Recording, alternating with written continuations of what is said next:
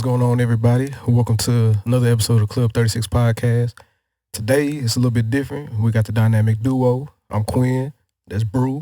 What's happening? We just gonna hit y'all today. No real clear topics.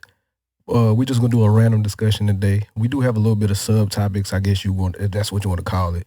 But for the most part, we're gonna kind of freestyle, do a little bit differently, just see how it works for us. Of course, we got to go with one of the biggest things going on right now. Deion Sanders leaving Jackson State, heading to Colorado. The portal just opened up really.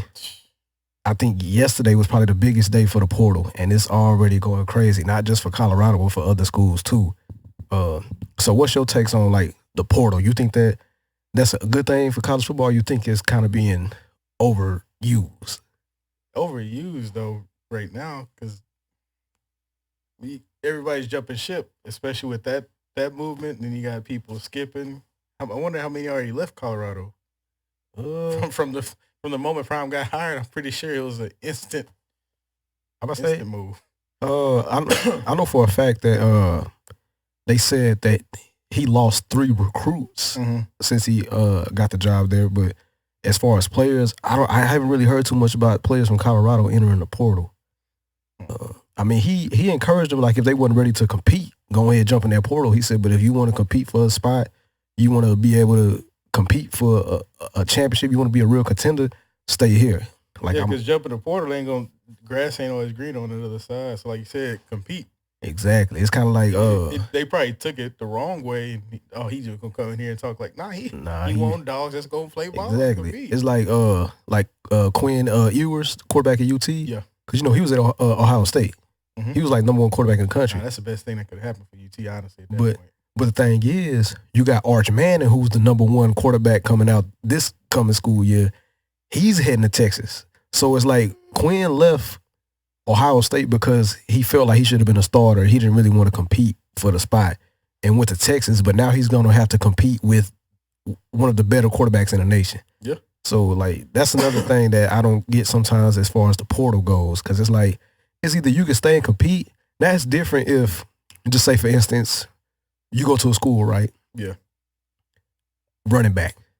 You one of the best running backs to come out your class, but you competing behind 2 guys that are All-Americans and another guy who's a change of pace type of guy who can return kicks, return punts.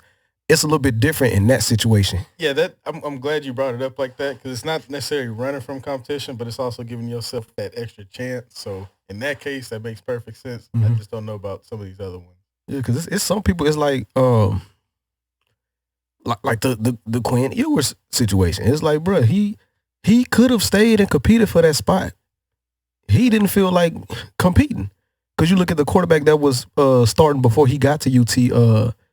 I forgot his name. I know he was like number 1 or something like that. He is entering the portal now because he realizes they already got Ewers there and they getting Manning next year. So it's now that right there is understandable because it's like there's no way you gonna beat out 2 guys that was the top in a class. Nah. Now it'd be different if it was just a random guy who wasn't even ranked. Yeah. Yeah, I get that, but for the most part, I can kind of see that the portal can be an issue under certain circumstances. Yeah. Certain situations, I get it, but for the most part, some guys just enter the portal just because they could have been a starter on their team. They just stayed and plugged it a little bit longer. Yeah, man, it's like the lineman from Alabama. Alabama lost 2 linemen. Both of them were starters. And that's their Brett, man. Yeah, so I'm saying like they lost the receiver, the 2 linemen, and they both rumored to possibly go to TCU. That's what I've been hearing, and it's like TCU start getting some hogs like that. But the thing is, it's like me. But they SOS don't help them though. So yeah, so I mean, I feel like it's the portal is only understandable in certain situations. Yeah, I feel like just because there's some players that might mess up in the game and then they get benched, they in a doghouse, they enter the portal after that because they feel like the coach not giving them a fair chance and all that. But depending on the other coach, they may see that and be like, he gonna jump ship after one little issue, so that could hurt them even more before he step foot on another field. Exactly. I feel like sometimes it's best for you to just put your head down and grind it out because who knows? I mean, there's been some cases where guys have to play behind guys for a couple of years. Yeah, and it's like Joe Burrow. Joe Burrow, he transferred too from Ohio State, but the fact is, even when he got to LSU, he still had to play behind some guys. And then when he got his chance to be, Heisman Trophy winner, national championship, one of the best quarterbacks in the league right now. So, you just never know if it's going to work out for you or not. But I feel like you shouldn't just jump ship just because. Nah, because that, like I said, that can hurt you. That can kind of take a shot at your character. Like, he don't like this or that. Exactly. Now, if it's like you said before, if it's already upperclassmen there or previous people already in place, then I get it. Especially if they're freshmen or, have 3 or 4 years eligibility. Yeah, man. That makes sense.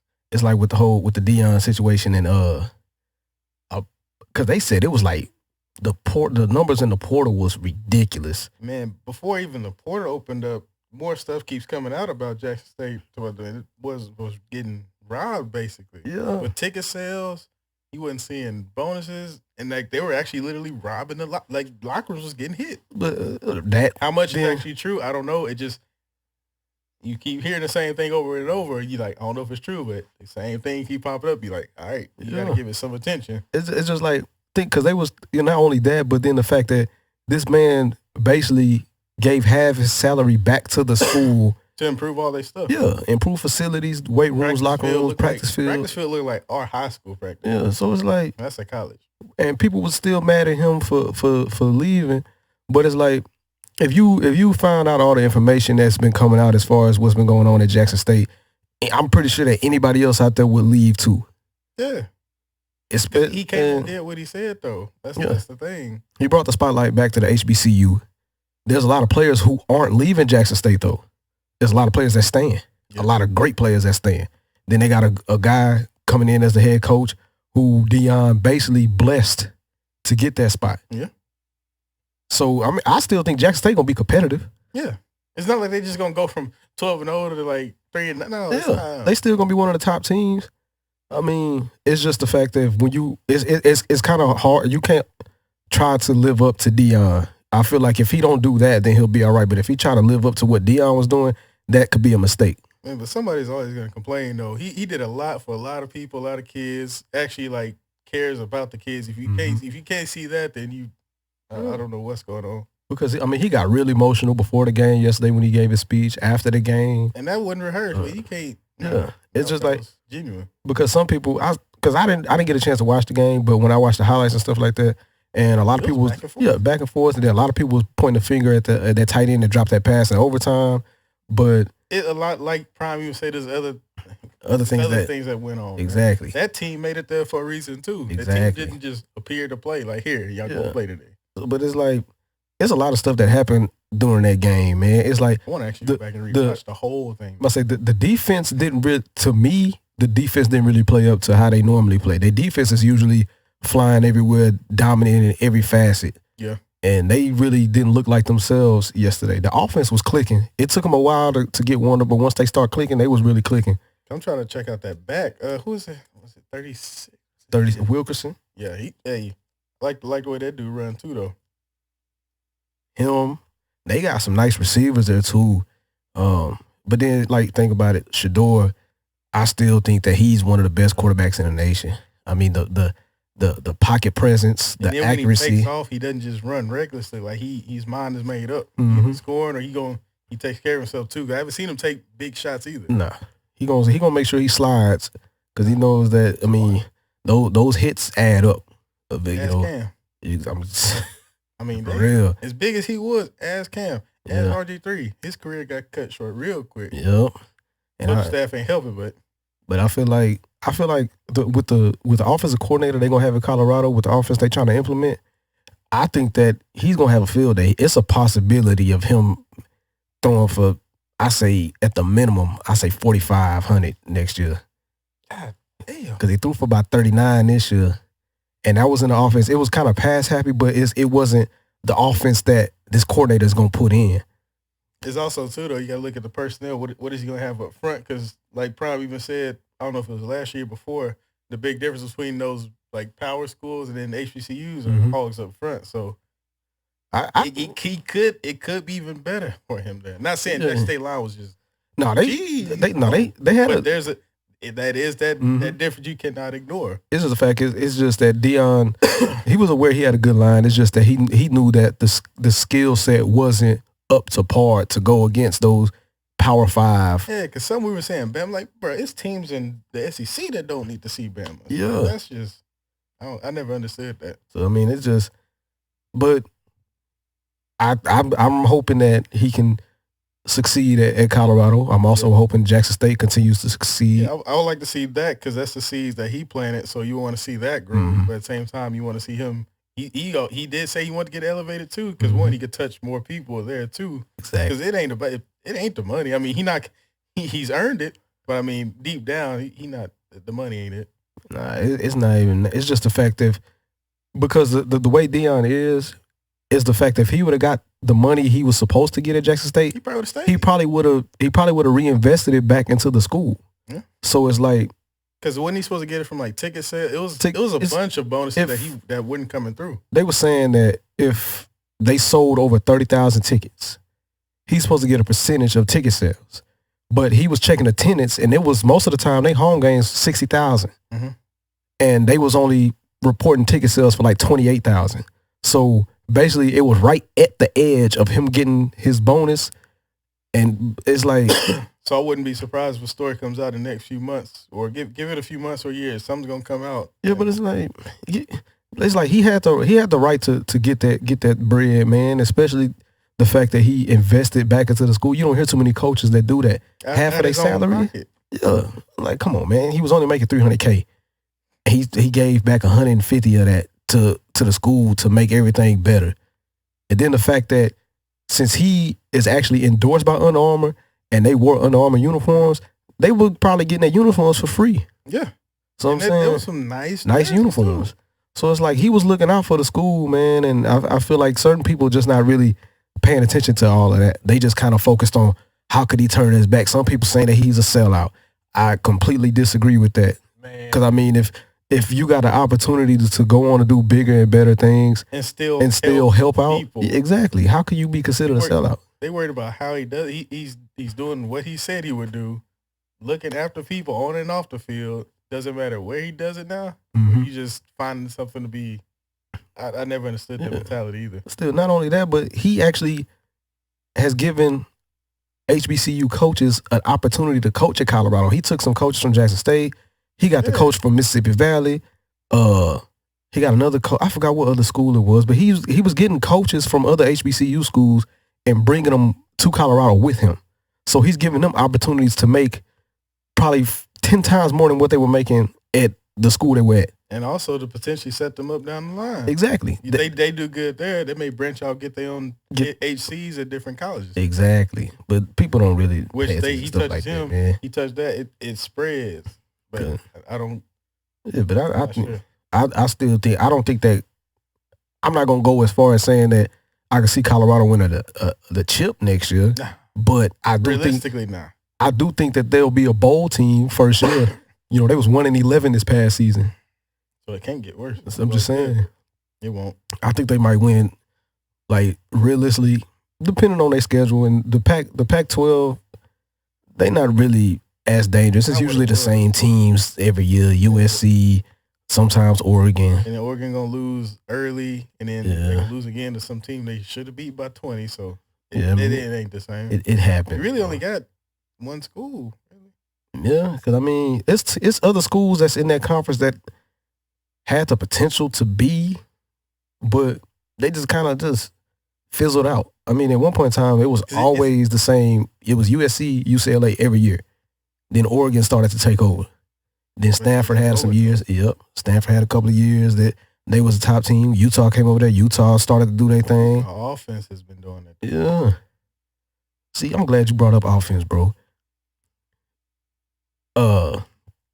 Coastal Carolina. I be telling my brother this all the time. That is probably one of the best offenses I've ever seen. I've seen a few clips of it, but I actually want to look at it and really break that down. Bro, it's the point where they run almost like a triple option type of offense out of a spread to where they motion guys into the backfield. Like, just say they put both of their running backs in the slot. Mm-hmm. They could motion them into the backfield and then run an option out of that, or they could run a counter out of that. It's like playing chess. They gonna have to react to it on that. Exactly, because you just never know it. They kind of got guys that can do both. They play running back and receiver. They also do a lot of stuff with a tight end. That's why they got one of the best. I mean, over the past, I say 3-4 years, yeah, that's one of the best offenses I've seen. And they don't really have big names that go over there. It's just the fact that you got a system that it's works. Almost like the Patriot system. It wasn't always big names, but it works. You plug and play. They make it That's how it's supposed to be, man. But I think who else? We can kind of stay on college. It's gonna be Georgia taking it again, man. I don't see anybody just really going up there against them. Yeah, I making it a game. Let's say Georgia by 10, and it don't matter who they play. Man, I think Georgia gonna win it too. A lot of people got Georgia versus Michigan for the title. I can't really give you no prediction on the score right now. Yeah. But I'm saying I think those two teams will be the teams in the championship game. But I think that Georgia is just too much on both sides of the ball. When they geared up to beat Bama, I ain't seen Bama get hit like that in a while. It's just probably that since Clemson does it, but Clemson was stacked too the way they did it. Even that year when Clemson beat them, because I always mess with Bama. Well, I ain't gonna say always. I became a Bama fan when Nick Saban got there because I liked the way Nick Saban recruited. Because I remember when he was at LSU, I never been an LSU fan, but I used to mess with LSU when Nick Saban was there because of the way he recruited. Not when Matt Hatter was there? Nah, hell no. I'm gonna say that it's because like Nick Saban, it's just that he recruits from the inside out. He go after linemen first. Yeah. And then when you get top linemen, that makes the skill position guys want to come there. Like the quarterback's like, oh no, I'm not gonna be protected. I'm going there. Running back, exactly. The receivers say, oh, they got the top quarterback. I'm going there. So like that's why I like the way Nick Saban recruited. That's why when he got the job at Alabama, I knew that it was going. I didn't see them being as dominant, but I knew that change was going to come because they were a decent team before he got there. But I knew the way he recruited, they was going to get back on point. But I think that he's easily the best college coach I've seen of our time. You look at the results, his resume speaks for itself. Yeah. If he's not, I gotta find who else they got above him in this time past 20 years. Yeah, for real, man. Because still, it's just like But going back to the Clemson thing, now that year when Clemson beat them, I said it the day before the game that I was nervous because I knew Clemson had those receivers, and Alabama secondary was very suspect that year. You did, and they torched them. They torched them. I'm talking about Justin Ross, T. Higgins. Yeah, Renfro was out there. People forget how cold Renfro is in the slot, and you see him doing it now. Yeah, they was, man, dominated. And then that's when they had that backfield was stacked too. Yeah, because what's the old buddy name? ETN. Man, I've heard different ways of pronouncing that too. Let's say that I've always liked the way he ran the ball, man, because he home run speed too. That, and then the fact that he didn't shy away from contact. He's not the typical speed back that was, trying to got a big run. I see a defender coming, let me run out of bounds. He wasn't doing all that. It was either he's going to at least give you a blow or he was going to make you miss. Yeah. And like you said, home run ability. Once he put that head down, that's it. Yeah, that's why I never really been big on Clemson. Always had good players throughout the years. But it's just that, because I remember days when James Davis, C.J. Spiller. That backfield was unreal. Yeah. Because any other play could be 60, 70 yards like that. Because they made it look so easy, man. And it's crazy how neither one of them really panned out in the league like that. C.J. Spiller had a couple of good seasons. Because he was with Buffalo. Where did he go after Buffalo? I really forgot. He played for a few teams, but he was primarily remembered from his days in Buffalo. James Davis didn't really do too much. I don't remember. That disappointed me because, like I said, it was fun watching them every Saturday. I think of other backs that didn't. So you go back further back, not necessarily saying they didn't pan out, but another duo. Because it was a time frame where college football always had a duo of running backs. Almost every Cadillac and Ronnie. Yes, too. That dominant. Lawrence Maroney, Marion Barber. That backfield was fake. It actually almost made me break that damn console. Lee Suggs, Kevin Jones, they were dominant. Lee Suggs is the reason I wore number 22 A lot of people thought it was because of Emmitt Smith. It's like, no, it's because of Lee Suggs. I thought it was Emmitt. Honestly, No. I thought it was Emmitt. Lee Suggs was the reason I wore 22. He was one of my favorite running backs to watch. Because I remember me and Bud used to talk about that all the time. Because Bud was gonna wear 7 Yeah. for Kevin Jones. I wore 22 for Lee Suggs. But of course, Bud didn't wear 7. He ended up. When we was in 7th grade, Bud ended up with number 12 on his shit. Was out there with 12 people too. For real. But it's because I was watching. I was just looking at stuff up just to kind of because I was thinking about duos and stuff the other day, and I didn't know that Lee Suggs had 4.2 speed. We didn't. I did not know that. They said this man. I don't think he did it at the combine or anything, but they said at college He was a bigger back too. Huh? Yeah, like he was more broader. He was a wider back. He was probably about 2. He was in between that like 210, 215 range, maybe 220. But the fact that but they were talking about he ran like a 4.25 in college. I did not know that. That's news to me. I'm like, for him to be that size and he was that fast, man. Duos, it just clicked on me too. Marshawn and old boy. So Forsett, that was a college. That was a nice little combination right there too. Because we know how Marshawn panned out. Mm-hmm. Forsett, I just don't like where he went. But I mean, he can't control that. Injuries kind of messed him up when he got in the league too. Yep. But it was a whole bunch of duos, man. Pat White. You got that Steve Slayton. Shout out, big bro, Steve Slayton. Man, he swore he was Steve Slayton for the past 20 years. That dude right there. He was one of my favorites too. Watching when he played. I was thinking about because I was really what made me go on the duos thing is because I was looking at Chris Brown when he played at Colorado. Bruh, how fake he was. I still remember to this day how bad he did UT.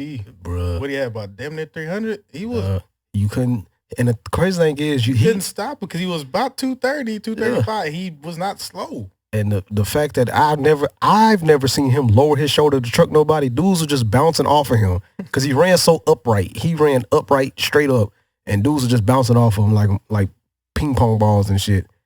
Him. And when Calhoun used to be there before he transferred to Wisconsin. That's where he went from Wisconsin. Okay, I knew I forgot something. And that was nice speed too. Yeah, because he was another one that he ran hard, man. Because Purify, wait, was Purify a year he was there with Brown? Purify was there with Brown, but he also took over when Brown went to the league. Purify was another guy that was pretty good. Colorado has some pretty good backs, man, and it's just that. I don't know what happened. I think it really after when they went to the Pac-12 was when they fell off. Yeah. Because when they was in the Big 12, they were still kind of decent. I missed the old Big 12. It ain't nothing the same because is the Pac-12 even 12 teams now? I think it is now, but it's gonna change because I think USC and UCLA leaving. I think. Yeah. It's just like Oklahoma and UT leaving the Big 12. That's in. Yeah, so they're leaving the Big 12. Big 12 ain't even. It's a lot of changing right now. I said they going to the SEC. I could see UT competing in the SEC, but Oklahoma, unless they got a drastic turnaround, I don't see it happening. They might get. They a little bit too much. They a little too much of a finesse team for the SEC. And Oklahoma ain't been a finesse team since after AP in them years. Just. Cause they had to switch it up. They wasn't getting no backs like that, man. They had him. You'll never get another back. I'm gonna say they had. He's not human. When DeMarco Murray, when he was there, he was healthy. He was nice with it. Yeah. But really, ever since then, it's been like running back by committee. It wasn't really like no true standout running back. Even when you hand it to him 30 times and not worry about nothing. Even when they had Samaje Perine, he broke the single game record. Because I think he broke it like the week after Melvin Gordon broke it. And it's like, I ain't gonna talk about him right now. I was having a good day up till that Melvin Gordon popped up. Oh man, but yeah, that right there. College football should be pretty good next season. I don't like the expansion. That's too many teams. I was gonna say 6. 6 would have been cool. I said 6 had an extra too. round. Now you start having what is it gonna be 8? No, they supposed to be pushing up to like 10 or 12 or something like that. Man, because then you're going to get a couple teams in there that shouldn't be in there. Shouldn't be and you're going to know by that first week of matchups, they're going to get killed. It's just like, another thing about college football too, they was talking about the Heisman. They was talking about who got snubs from actually being invited to New York.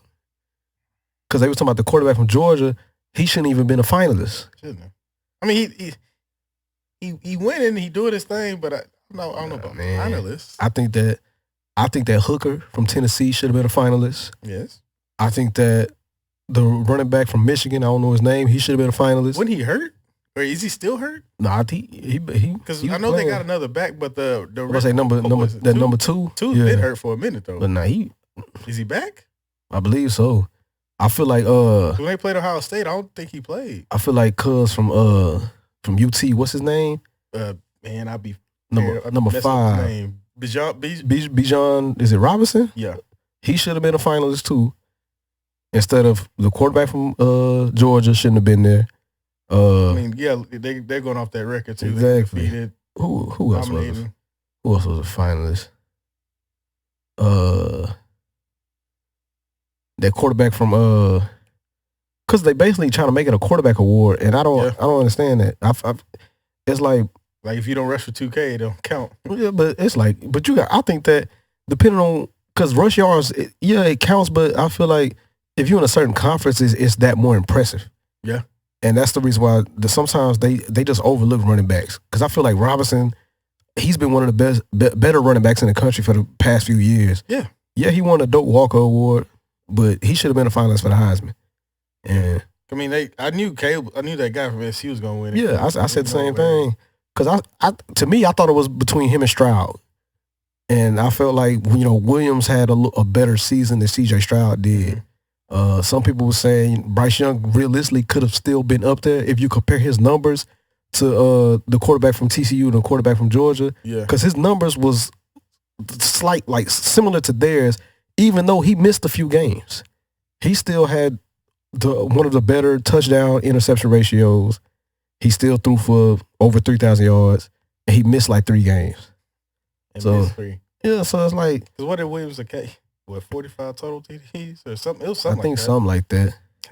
But some people saying that it's basically a quarterback award. I mean, kind of like the NFL MVP is. Yeah, but I feel like I can't tell you when's the last running back to win that. Was it Henry? I think Henry. Before Henry, excuse me. Before Henry, AP might have been the last one. Might have been him. Because running backs, it's rare running backs win an MVP. Because like I said, they make it about the quarterbacks, man. And I feel like, the quarterbacks, they're the ones who ultimately change the game. But I feel like, for me, running backs should get a little bit more recognition due to the fact that you got teams that will literally put 9, 10 guys in a box, and this running back still rushes for 200 yards. How is he not considered an MVP? I mean, Brandon Jacobs won't get it, but we should at least be mentioned. They just Oakland so ass, so they won't. Yeah. Because people overlooked him, and he left Henry in the dust about a month ago. Yeah, that's like he's at 1,500 on the season.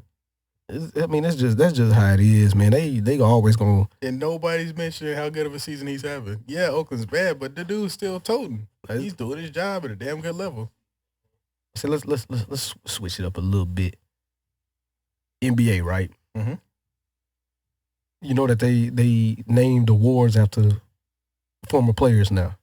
I don't know how I feel about that yet. The whole Michael Jordan MVP award.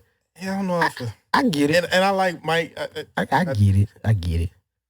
But I feel like if you're going to name it after somebody, you name it after somebody who won the most, if anything.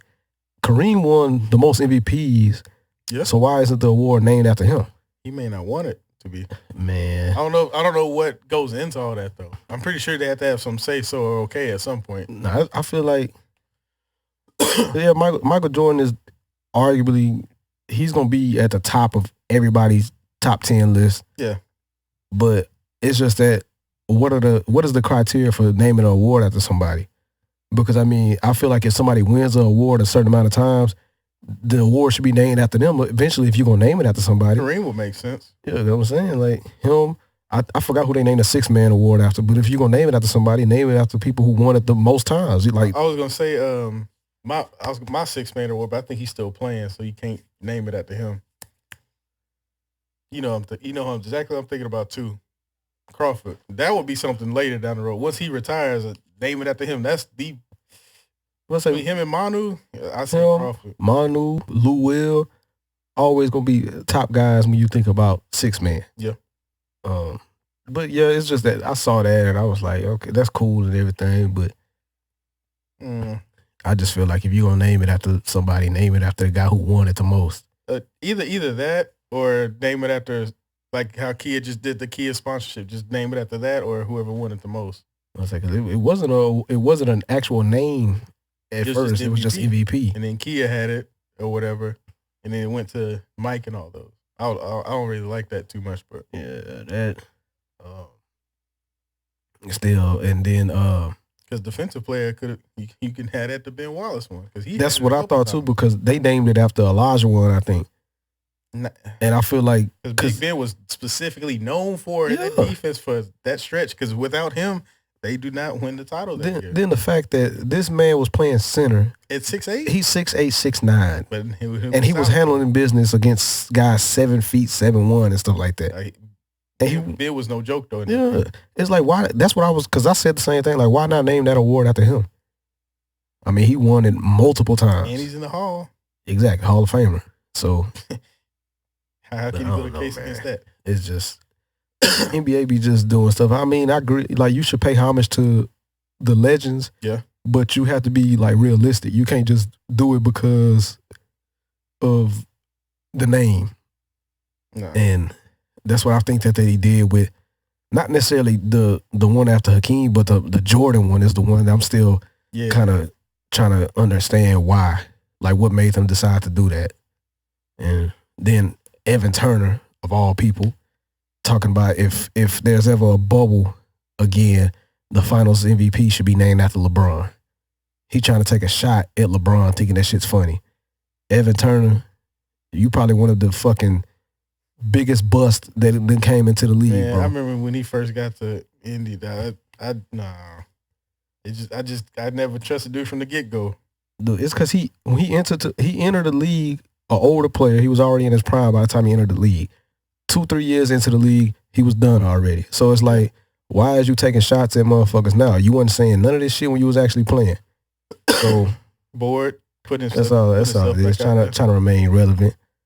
Punk ass nigga. Like actually focus on what you need to be focused on instead of trying to make jokes. Yeah. How about that, bro? You supposed to be he like an assistant coach on I don't even know what happened to him after Indiana. Honestly. I know he moved around a few times. He went to Philly.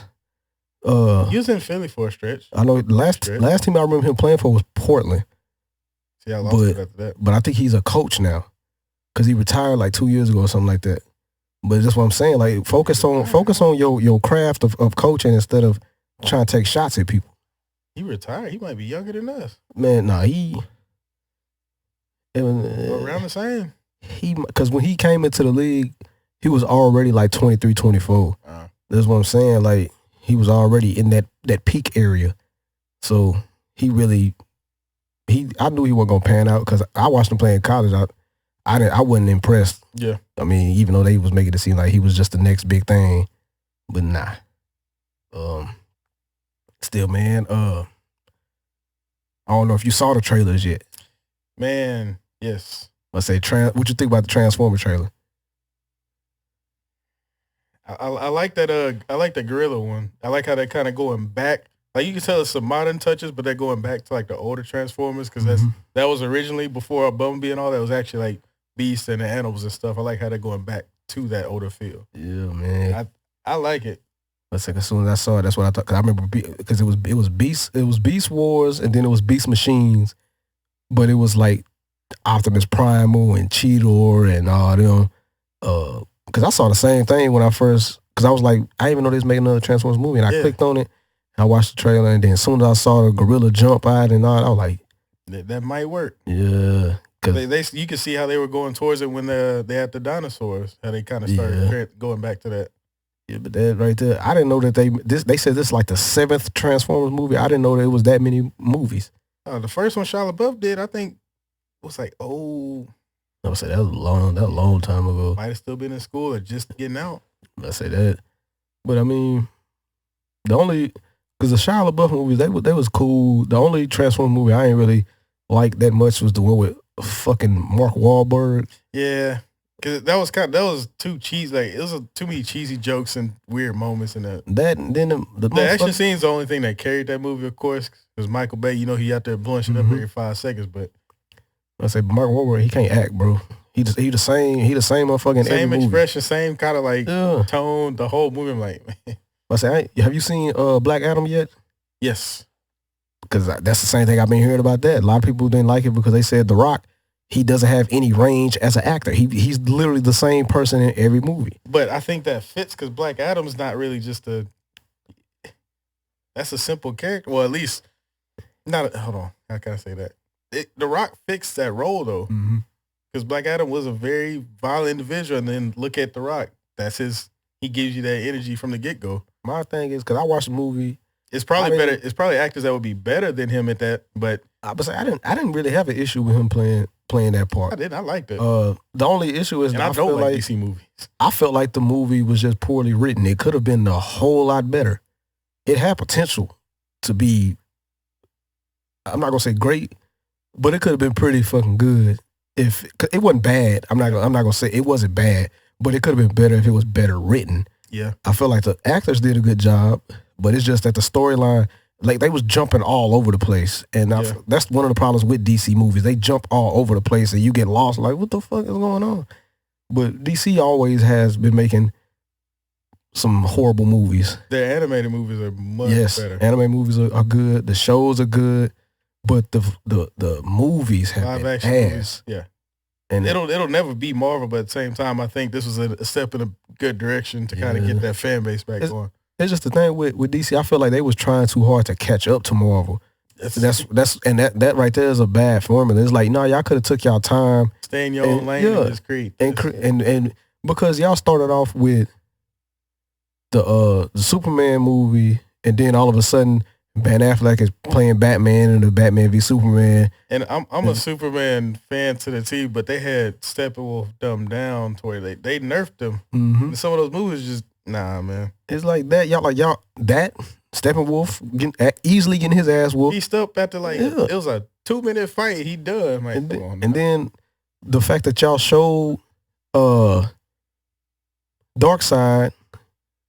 It's like, bro, like y'all not even trying to like lead up to anything. That's the thing with DC movies. They don't really have a story behind them that leads up to anything. You get scattered easily. Yeah, and it's like, bro, like that's one thing that I can give credit to Marvel about is the fact that they make movies and all their movies line up. And it makes sense. Yeah. You can go back and watch. I think some sites have it in specific order. Go back and watch in order and it all makes sense. All makes sense. Here, taking a detour here, and you're like. Yeah, it's like, because the DC, that could have done something, but they did that.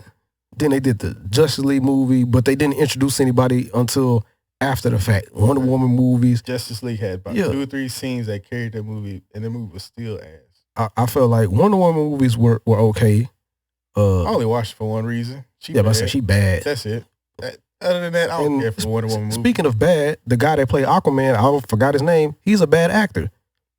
Yeah. Like, why the fuck? Like, I get it. He know why he's in there. He's gonna draw the women buyers in. Yeah, I mean, he's so like monotone and shit. Like bro, like he the smirk every now and then. He don't really. It's like, I get it. Y'all trying to be different. Y'all don't want to be comic book accurate as far as what the character looks like. But he shouldn't have been playing no fucking Aquaman. They're going for the appeal on that one though. Man, ain't no secret on that. That's the problem with DC, man. Y'all like, if y'all actually followed.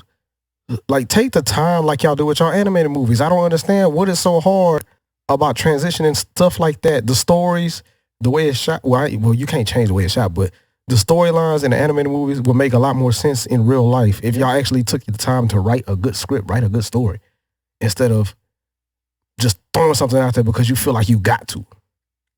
And that's one thing that, like, because I'm not gonna say every movie in Marvel is perfect or is great, but the fact that, like I said, it adds up. They're a lot more consistent. Exactly. But speaking of that, that Ant-Man trailer. Yeah. Man, that's gonna be good though. Don't say that one. It's another one that I was thinking about too. Because early on, I wasn't a huge Ant-Man fan, but realizing how smart and how big of an impact they had over the years, like, man, I've been asleep on Ant-Man for a minute. You never really paid it no mind. You look at it, the Avengers and all them other people, rightfully so, but it's a lot of other big hitters in there too. Exactly.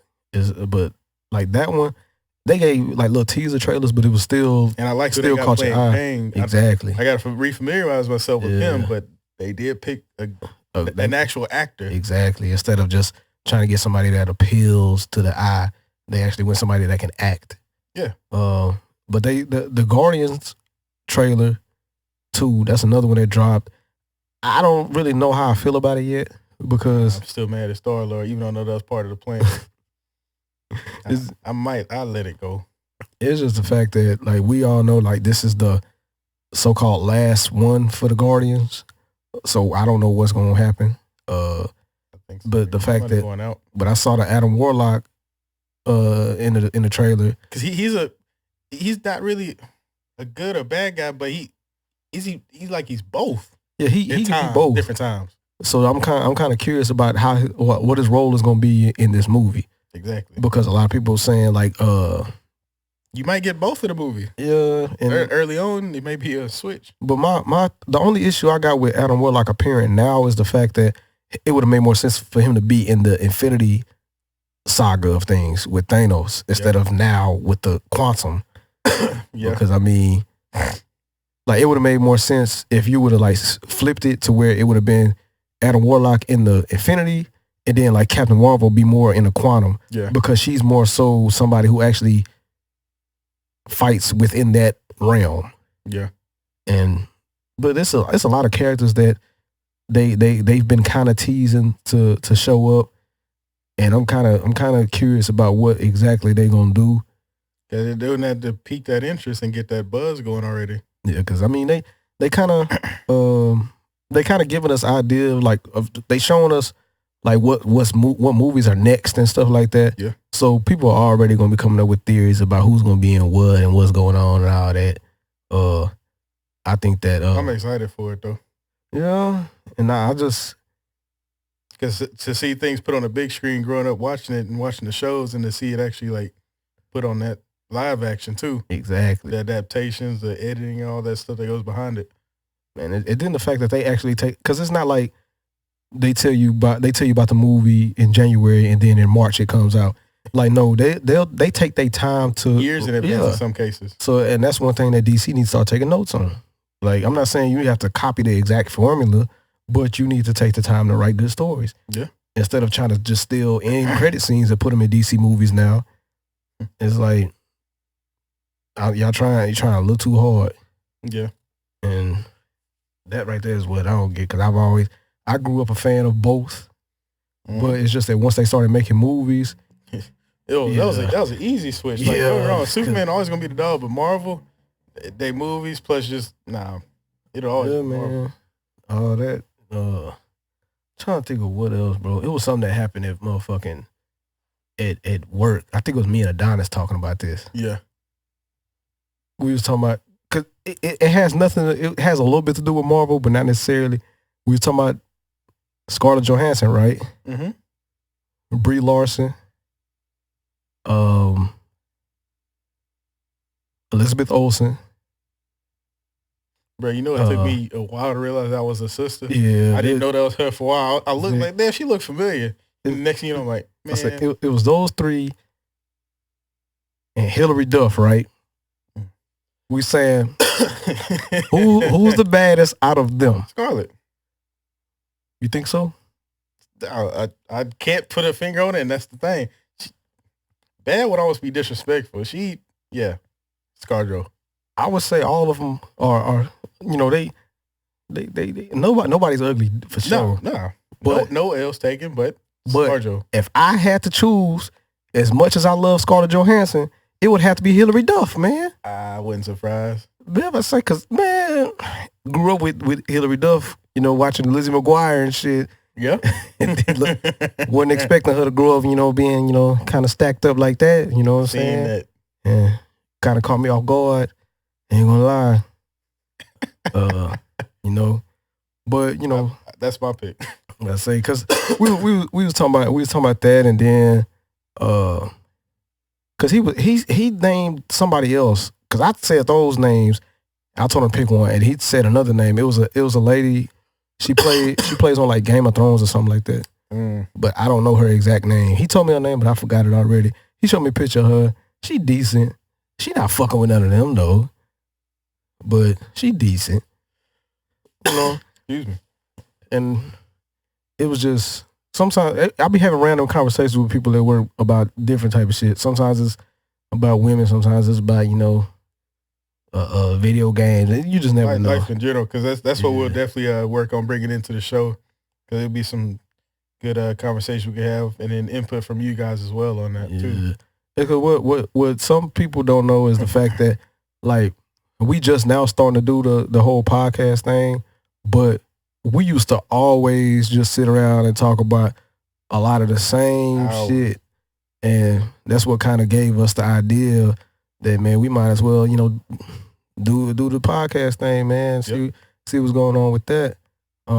And have y'all grow with us, so y'all get more familiar with us. We rock with y'all. That's why I try to encourage people, don't be afraid to leave comments. If you got any ideas, suggestions, give us some feedback, let us know what's going on.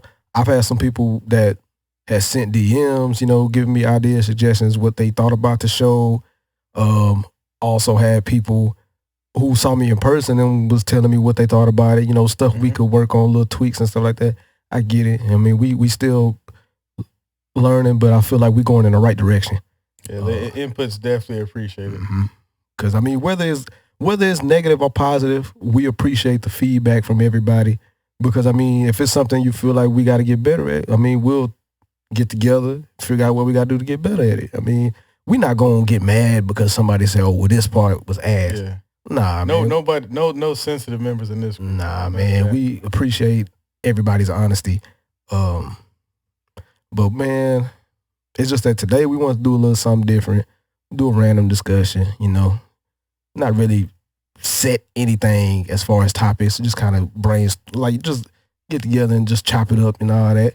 On the next episode, we do kind of want to do a Q&A.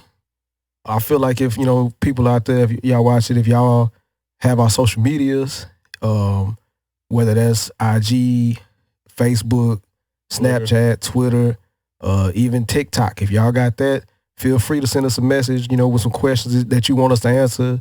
We'll answer them honestly, let y'all know what's going on, all this and that. Pretty soon, we will be uploading more than one episode. It might be 2, maybe even 3 within the week. We are going to take the time to start doing some individual stuff too.